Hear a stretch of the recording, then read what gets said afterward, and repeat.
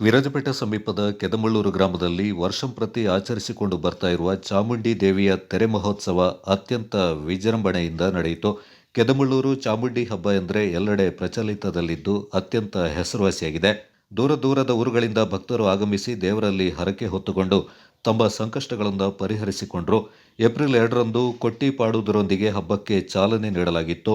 3ರ ರಾತ್ರಿ ನಾನಾ ಕೋಲಗಳು ಜರುಗಿದವು. ಏಪ್ರಿಲ್ 4ರಂದು ಬೆಳಗ್ಗೆ 7:30ರ ಸುಮಾರಿಗೆ ಪ್ರಮುಖವಾದ ವಿಷ್ಣುಮೂರ್ತಿ ಕೋಲ ದೇವಾಲಯದ ಮುಂದೆ ಸಿದ್ಧಪಡಿಸಿದ್ದ ಬೆಂಕಿ ಕೆಂಡದ ಮೇಲೆ 101 ಬಾರಿ ಬೀಳುವ ತೆರೆ ನಡೆಯಿತು.